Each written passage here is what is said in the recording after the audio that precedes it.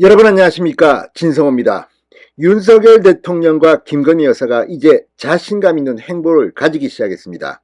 무엇보다 윤석열 대통령의 지지율이 40% 중반에 이르는 그런 조사들이 나오면서 지금 윤 대통령은 확실히 자신감을 가지고 있습니다. 오늘 윤 대통령은 청와대 영빈관에서 미래의 과학 인재들을 만났습니다. 230명쯤 있는 그 자리에서 윤 대통령은 과학자들을 상대로 지금 여의도 정치 문화가 얼마나 문제가 많은지 한 방 먹였습니다. 또 김건희 여사는 5개월 만에 이 출입기자들이 동반하는 출입기자들과 함께 이 남대문 쪽박촌에서 단독 일정을 가졌습니다.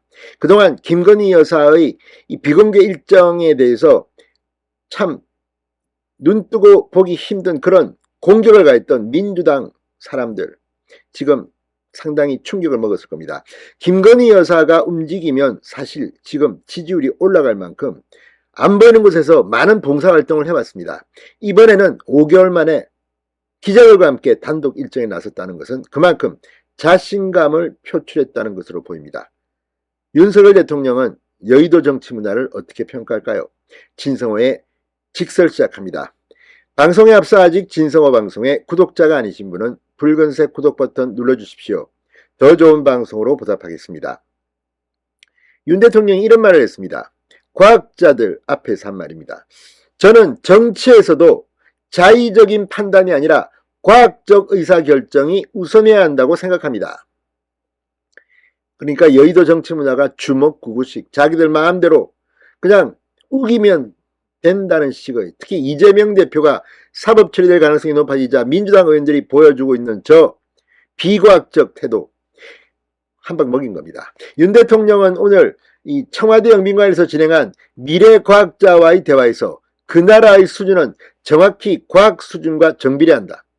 국정을 과학에 기반해 운영한다는 것은 전문가를 중시하고 진실을 중시하고 의사결정의 합리성을 중시한다는 뜻이다. 이렇게 말했습니다.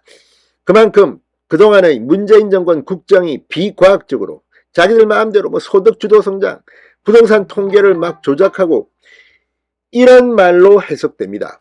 그만큼 이제 윤 대통령은 자신감이 붙었다는 반증입니다. 자, 김건희 여사가 남대문 쪽박촌을 단독 일정으로 수행하는데 출입기자들이 왔다는 것도 그런 의미로 해석됩니다.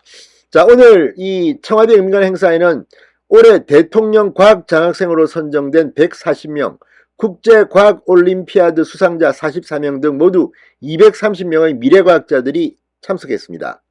대통령 과학장학제도는 우수한 이공계 학생들에게 대통령 명의로 제공되는 장학제도입니다. 사실 이게 꿈입니다. 윤 대통령은 1976년 캐나다 몬트리올 올림픽에서 대한민국 첫 번째 금메달이 나온 뒤 올림픽 금메달 선수가 대거 배출됐고 한국 축구팀이 10년 연속 월드컵에 출전한 점 등을 언급했습니다. 어떤 사람이 저한테 우리나라의 노벨상이 언제쯤 나올 것 같으냐 이렇게 묻길래 저는 나올 때가 됐는데 한 번 나오면 이제 쏟아질 것이다 이렇게 말했다. 이제 우리의 과학 수준이 임계점에 다다랐다고 생각한다. 여러분 중 많은 노벨상과 필드상 수상자가 나올 것이라고 말했습니다.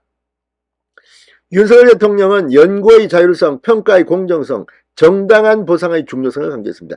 이게 지금 잘 안 되는 겁니다. 합리적 계산을 한 사람이 보상받는 사회, 이걸 만들어야지 국가의 경쟁력이 생기는 겁니다. 연구의 자율성과 관련해 동구권, 구소련도 상당한 수준의 과학을 이뤄냈지만 국가가 이끌어온 것이라 한계가 있었다. 국가가 결정하고 장악해서 되는 것이 아니라 대학, 연구소 등 모든 분야에서 자유롭게 연구 협력하는 분위기가 될 때 과학이 꽃피울 수 있다고 말했습니다. 실제 이런 지원 또는 규제 완화 이런 것들이 필요합니다. 이 공산주의 같은 그런 사고방식으로는 한계가 있다는 겁니다. 윤 대통령은 여러분이 어디 있든 간에 과학이 특정 국가만을 위한 것이 아니라 우리 인류 전체를 위한 것이라는 마음을 갖고 너무 애국심에 의존하지 않아도 된다. 여러분의 연구 협력 성과가 전 인류를 위해 큰 보탬이 되길 기대한다고 독려했습니다. 행사에는 김건희 여사도 함께했습니다.